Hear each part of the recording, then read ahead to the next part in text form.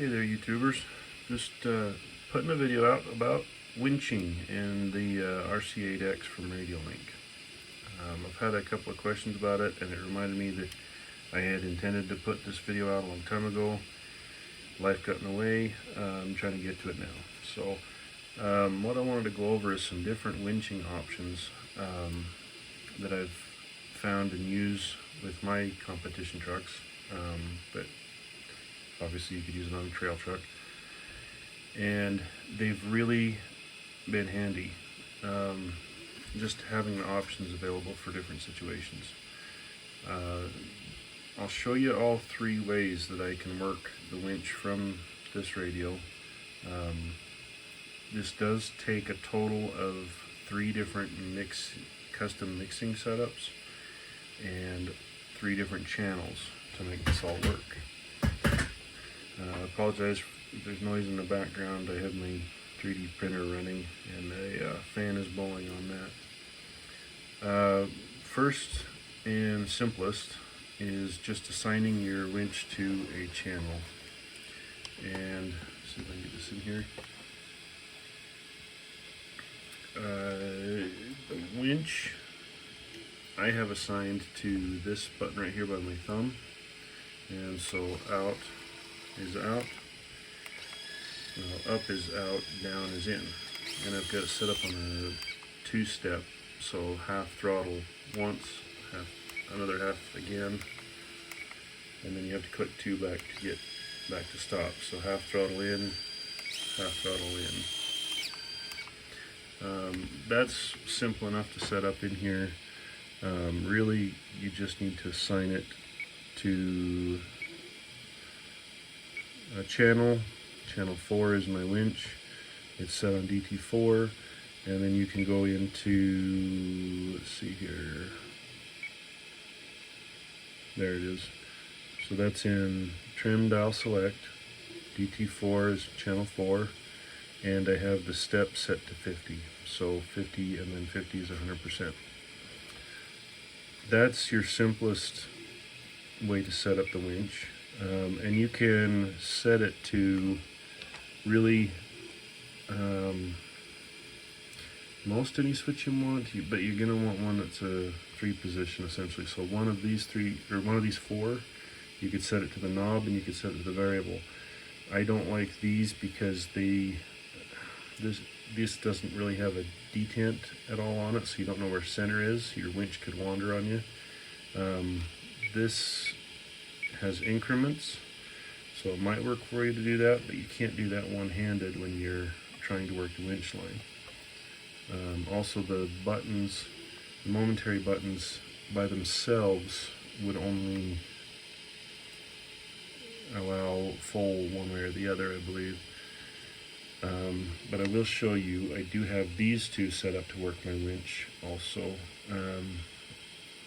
Actually, maybe I'll show that one to you next. This is probably the most complicated one, I guess, because what I had to do, sorry if that was out of frame, I was referring to these 2 buttons here.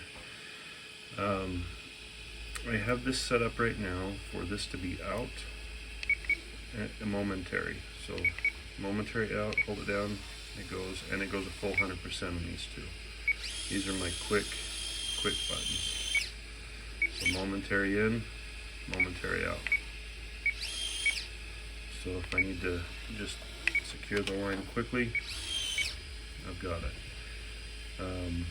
Sometimes that's a little bit easier, handier, especially on a time limit, than working this. To do those, like I said, this takes 3 different channels and 2 different custom mixing setups. I'm trying to get the light out of the way so we can see this. Okay, so we go to settings. We go to channel setting, and I have channel 5 set up on this one here, and channel 6 set up on this one here. Now 5 and 6 don't actually go to anything in this truck. I'm using channels 1 through 4. 1 steering, 2 throttle, 3 is actually my diff lock for the rear differential, and 4 is the winch. 5 and 6 are dummy channels just set up to manipulate channel 4 on the mixing. So when we go to the mixing, go to programmable mixing. Mixing 1 I'll show you in a minute. Mixing 2 is channel 6, so that should be the out or in. Let's see. I even forgot. That's the in. So we set up, get it back in frame here. We set up channel 6 as the master, which again isn't hooked to anything, and channel 4, which is hooked to the winch servo, is the slave. Mixing is turned on, and when we come over here, what you have to do on this is you set the left side of the screen to 0, and because the button is an all or nothing, and so we don't want it to do anything in the rest position. So you set the slope on that one to just flat 0. That's your left side here, and the right we go to 100%. That essentially makes it, let's see if I can show you in the main screen here. We go out, if you can see that the out is channel 5, and it tells channel 4 to go. 6 is channel, or 6 is the in, and that tells channel 4 to go the other direction. So 5 is out, 6 is in.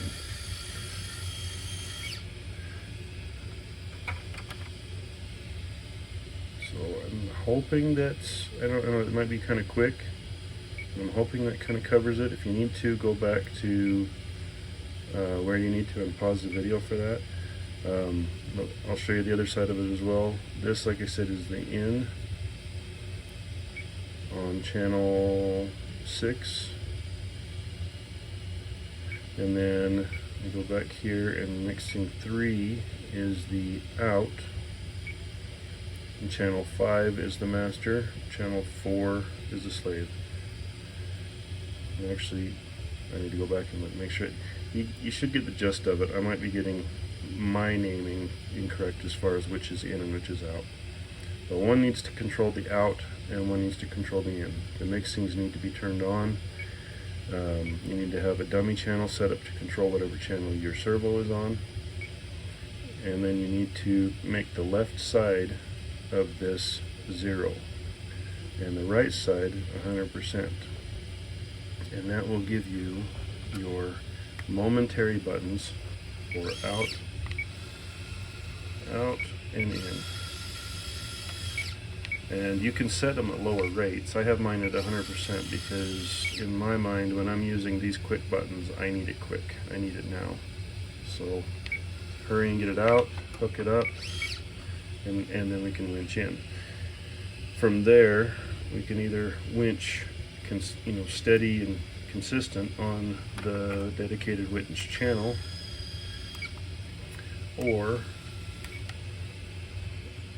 the other one that I've set up that I was really tickled with and has come in handy in a lot of competitions is I set up another mixing to tie this channel 4, which is the winch, again on the slave. Let me make this so you can see it. And I have channel 2 as the master, and if you're familiar, channel 2 is the throttle. So what this does is this mixing makes it so that I can winch while driving all under the trigger control, and I don't have to work a separate control for the winch. The key to this is we have a switch select, I have set it to PS4 on this radio, which is this one here. And the reason I've done that is because I don't use that switch for much else, and if I can get this on camera, I can do this one-handed. I can engage that while I'm driving. So, click it on, you can see the mixing is on, click it off, and the mixing is off. The harder part about this one is that to get your winch line matched to your throttle is a bit tricky. And again, sorry, I'm trying to keep this in frame for you.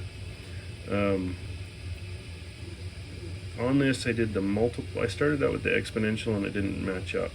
I went to the multiple point, which sets up a bunch of individual points that you can adjust up and down on the graph. And you can try to copy mine. I don't know that yours would match the setup I have on my truck, but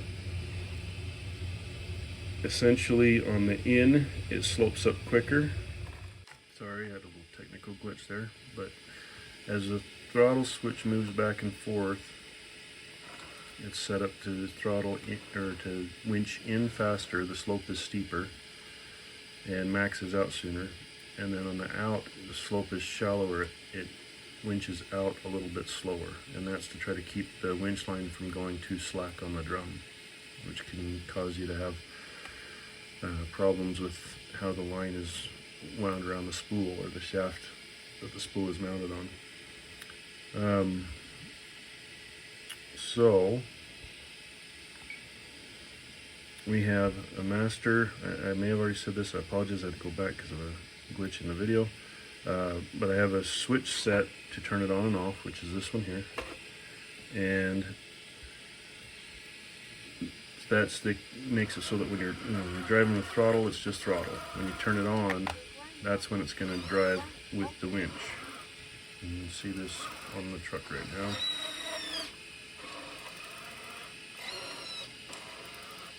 And just show you, and all these work together. So I still have the mixing turned on, but I can still use my other mixing and other channel to set everything up as well. Everything works at the same time. So I know the hook's off out of frame here, but hopefully you can still see as the truck's driving in reverse, it's feeding line out, and as the truck drives forward, it's feeding line in. And if I'm winching and there's an issue, I let off the throttle, everything stops. It doesn't keep winching and break anything or mess me up to take some sort of penalty, but they just work together. And then when I'm done, I can hit a little out button. Oh, wrong button. Hit a little out, hook it on there, and suck it in. And away I go. And just remember to turn off that before you drive off, because I forgot that a number of times and almost broke my winch line or something on my truck.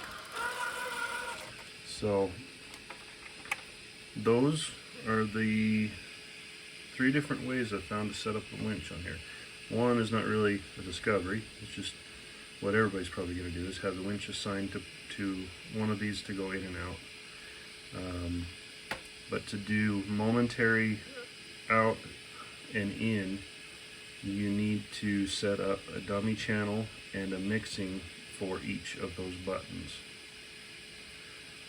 And for the pairing to the throttle, you need to still have a channel set up, or no, I apologize, you just need to mix whatever channel your winch is on to your throttle channel, and spend some time getting those graph positions, adjusting it so that it matches as the truck goes in and out. And if I didn't say it before, I had to use the multiple point and setting each one of these up and down to move the bar graph here a little bit, each up or down, to make the slope steeper or shallower. So again, like I've said in other videos, I Apologize, I don't have really high production quality. I'm just doing this at home on my workbench, trying to get some information out to people that hopefully is helpful. You know, or maybe I've been able to show you something that you hadn't thought of that you could use. So thanks again for watching. I appreciate it. Okay, sorry, I did forget to mention one other thing. When you're setting up momentary in and out buttons, by default these are actually toggles, so they toggle in, toggle out, and it's full 100% whichever direction. And that's why these generally won't work for a momentary, well, for just a winch in general, because it'll either be always full in or always full out. That's why you set the graph, like I said, on one side to 0 and the other side to 100%. So the other thing you need to do though, come in here to the menu, let me get it where you can see here, and you need to go to switch select, and okay, so channel 6, normally these are by default they're on lock, and that's where they're a toggle. You just need to change it to jog, and jog is the momentary. And so there's one last thing you need to do to make these function as momentary switches, and that goes for really any of the channels. You can switch them between a toggle and a momentary button. So thanks again for watching.